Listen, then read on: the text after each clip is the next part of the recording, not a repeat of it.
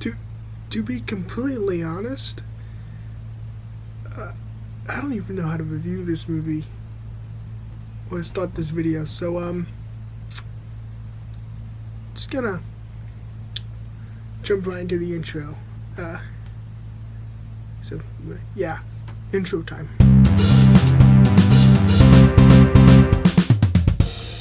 Hello everybody, welcome back to ThatGuyNick. So yeah, that last part, that last part is definitely true. I do not know really how to review this movie, to be exact. I mean, I do, but I don't. So, Don't Worry Darling has been a very controversial piece for quite a while, and that was before the movie released. To be honest, it wasn't even controversial for what the trailer showed. It just what happened behind the scenes from the whole weird Harry Styles spitting on Chris Pine thing, the whole feud between Olivia Wilde and Florence, and just everything that happened behind the scenes that basically seemed like the cast absolutely hated each other. So, going into this movie, I was definitely intrigued by, what this movie actually was, because it seemed behind the scenes, everything just went to absolute shit. So, yeah, I saw this movie with my sister and my cousin, and it's definitely interesting. I'm going to be completely honest with you. This movie felt like, it's, how long is this movie? I read it's like 2 hours and 3 minutes. It felt like 2 hours, actually, it felt like an hour and 55 minutes of just, what is going on? And then, well, technically not even an hour and 55. I probably got my timing all wrong. But right when the third act hit, that's when things actually got interesting. The first and second act were kind of just alright. It felt like, to be completely honest with you, it felt like nothing happened. It felt like a rinse and repeat of a story, of this continuation. When Olivia Wilde talked about the movie, she drew references from The Matrix, The Truman Show, and a bunch of other stuff that I do not remember in particularly, but the main two were Matrix and The Truman Show. And her references are right up front. So watching it, I was kind of like, there's that, okay, there's that. And every character felt, I mean, the obvious standout who carried this goddamn movie on her shoulders was Florence Pugh. She was outstanding. Did she decide to phone it in towards the end? Probably, but she was outstanding. The obvious big casting choice in this movie was Harry Styles. And listen, the man can make good music, but he can definitely overact. I think some scenes he was good in, but it just felt like, I don't know, just some things felt off. Some things like just didn't feel like, it just felt weird. Like it just didn't feel like it suited him very well. A lot of when there was seeing stuff where he's yelling and he's screaming, and I'm kind of like, it's not bad, but it just really, it felt like this. That's what his character was, just screaming and yelling. That's what his character was. And then in little instances where he would have conversations with Florence's character, Alice, and of course Harry's character is Jack. When Alice and Jack would have conversations, it was interesting, but his acting, it felt very kind of monotone. Like it wasn't really, all over the place. Again, he's a great musician and I enjoy his music. Yes, I like Harry Styles' music. I think he's got some good stuff. But as an actor, I think that he definitely has a lot more to learn. Obviously, I don't think he can act well. He probably does better than I do. But it's just from my standpoint, and especially if he wants to get into this career, as well. Just that, he's got to build up. He's got to put some work into it. It wasn't a bad performance. I thought he did a good job. It just, some parts were just very off. Olivia Wilde, I think she was alright. Towards the end, she was much better. Chris Pine stole the show in basically half the scenes, basically every scene he was in. He did a great job. Gemma Chan was pretty flat, honestly. She really didn't do anything up until the end. And everyone else was just there. every other character was just not really interesting at all, not really intriguing. The main characters, of course, Jack, Alice, Bunny, and Frank. And then Gemma Chan's character, Shelley, that was pretty much the main characters. And just, I don't know, none of just the only character I cared about in this movie was Alice. And then everyone else was kind of like, oh, you're good, you're not good here, but you're good here. That's pretty much all it was. And I think that mainly had to do with the writing, which, again, it felt like nothing happened for about 2 entire acts. There was of course, the lingering mystery of what's really going on and what really is the Victory Project that they're talking about. But that's all we get is little hints of the mystery until the end. And in some movies, I think that works, but it just really felt like nothing was going on for about half the movie. It was interesting, but at times I was playing stuff in my head. I was kind of like, I don't want to go on my phone. Obviously, I wouldn't, but just in my head, I'm kind of just playing shit, and I'm kind of like, okay, like nothing's happening on screen, so I'm not really, I focused, but I was kind of like, what's the point? Nothing's happening. I debated on going to the restroom halfway through because I had to take a piss. But I decided to stay and just, see what's going on. But even then, I was kind of like, oh, it's kind of a waste, just gone. Then I waited to the end because then it actually got interesting in the third act. So basically, I don't think the writing was very strong here. I think in some parts it was, but just it felt very, some scenes were kind of like it doesn't feel necessary. Like, why? I think the directing was actually nice. I think Olivia Wilde does do a pretty good job. Cinematography and the score and the music, I did enjoy all three of those, all at the same level. Especially the music. Music's very 50s-like, and I actually liked it. Life Could Be a Dream was in this movie, and I was like, oh, cool, I love this song. It's a popular song, and when I heard the song, it just reminded me from the scene in the first Cars movie, I was like, because that's when I first heard it, so I heard the song, I'm like, ooh, Cars. And I started thinking about the Cars movie for like 3 seconds. But yeah, no, I think that's pretty much all I can say about my spoiler-free review. It was just there. So here's my sister and my cousin's quick spoiler review for Don't Worry Darling. They just gave me a little bit, so enjoy that. Going on, eh? What is your spoiler-free review of the movie? It was very interesting. Music. I did quite enjoy the plot. I liked the idea that they were going for. I liked it. I would give it more like a 8.5 out of 10, maybe. Good rating for you. Chevelle, what did you think of the movie? Is that your? Of course, Harry Styles. Is that your only spoiler-free part of the movie? Is that your spoiler-free review? Yeah. What would you give it? 9.5. Okay, good for you two. Alright, welcome back. Hope you enjoyed that little thing. So, like I do, here's the little time skip button. Go right here to when I'm done with my spoiler review. So, spoilers. I predicted the ending. I literally predicted the ending. I knew, basically, what this Victory Project is it's all a simulation. It's all fake. Which, basically, that's 100% Matrix.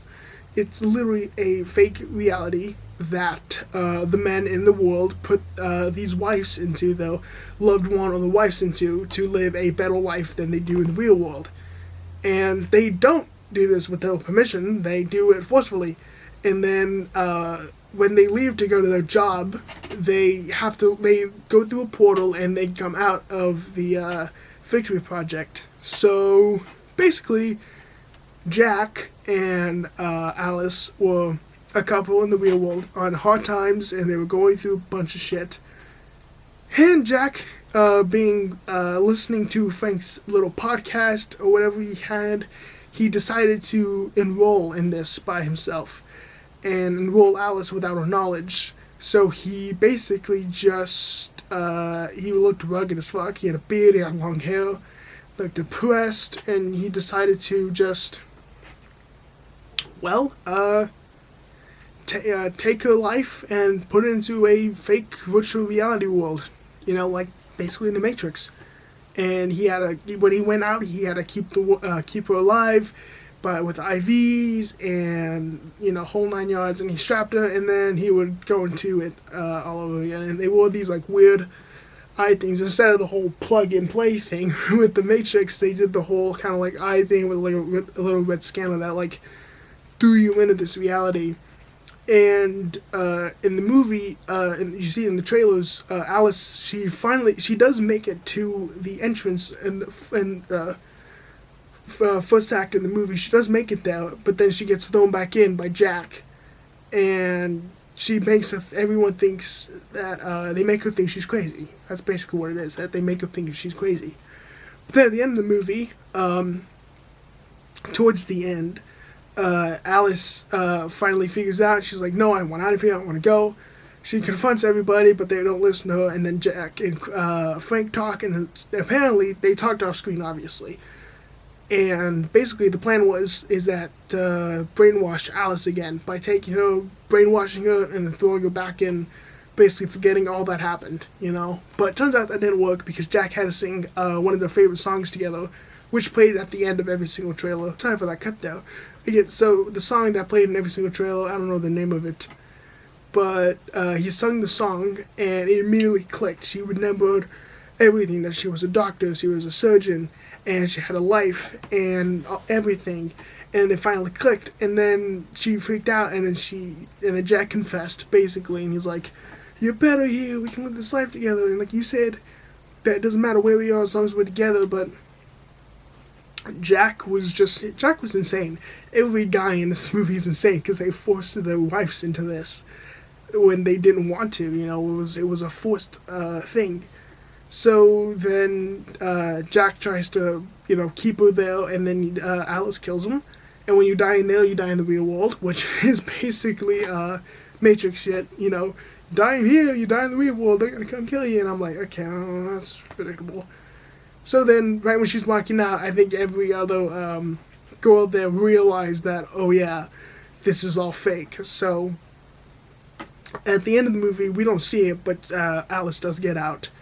We hear one big breath of fresh air, like she finally woke up, and that was it. So I think the third act was the best part of the movie, because I think that's when the twist was finally revealed. Very predictable. Right when it happened, I looked at my cousin, I went, called it, and I just at the end, at that final stretch, I was kind of like, oh, it finally got really good, and then it ended, and then I went, oh, well, that's interesting. Again, it felt like nothing happened in this movie. There was one full scene where Harry's character Jack was dancing for some odd reason. I didn't even, what? Like some initiation thing. I'm like, why the fuck is he dancing? Like, you have Harry Styles in this movie. Have the motherfucker sing. God damn it. I mean, shit. Olivia Wilde's character, Bunny, turns out she knew the entire time, but she chose to live here because in the real world she lost her kids, but in this world she has her kids, so she decided to stay. Oh yeah, Nick Kroll was in here, by the way, as Bill. He was good, yeah. But at the end of the day, it just felt weird. And in the movie, Shelley and Frank are married, and at the end Shelley kills Frank, and she's like, I think she says something like, "You fool," or "You silly man," as she stabs him with a knife and turns it, and I went, oh, interesting. Again, it felt like nothing happened in this movie until the very end. And I think with some movies like this, like, again, what it's based off, The Truman Show and The Matrix, The Truman Show did it right because it had good writing and a good cast, and there was also, breaks and all that stuff to keep him there. But the thing is, with The Truman Show, is that he started to figure out that he was there, and he broke out because he tricked him and he broke out. Here, she was brainwashed and then she finally broke out. But during the whole movie, she's having these glitches in the, basically glitches in the Matrix. There's one scene where a plane's flying and it glitches, it flutters, and then it crashes. And then there's one scene where she's looking through a mirror and she sees someone else on the other side, and she's, can't explain that. She's, it's in the trailer, and where the girl smashes her head on the glass. And there's that glitch, and then there's a glitch with the whole eggs and stuff that was in the trailers, and the glitch with the window, all that stuff. And also the times where she would miss time and all that stuff. So it felt like nothing was really happening, but only in those little moments the movie was interesting, I would say. So that's basically all I gotta say, spoiler-wise. So, welcome back to the end of the review.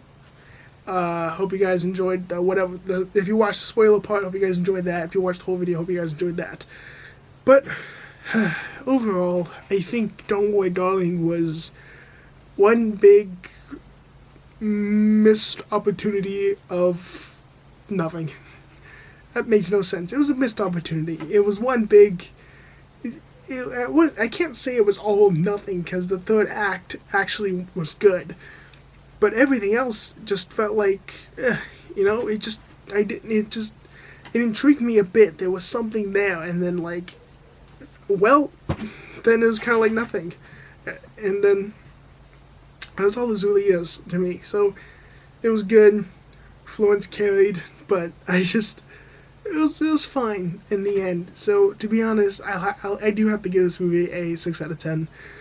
I was gonna give it a 7, but talking about it now, I'm just kind of like, I can't really give it any more than that, because there were movies that do this way better than this movie, So yeah, 6 out of 10 is what I give this movie at the end.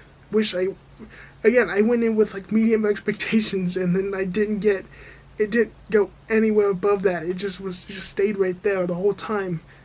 So, and it's sad, because when the first trailer came out for this movie and they were talking about it, I was definitely interested and excited, and then kind of just left with this, and I'm like, it's filling, but it wasn't really that great, So that's what this movie was to me. Anyways, I hope you guys enjoyed the entire review. If you watched the spoiler-free part and then skipped to the end, or if you watched the entire video, thank you for watching. That's the end of this review. If you can, please like, share, and subscribe. And of course, I will see you guys in the next one. Peace out.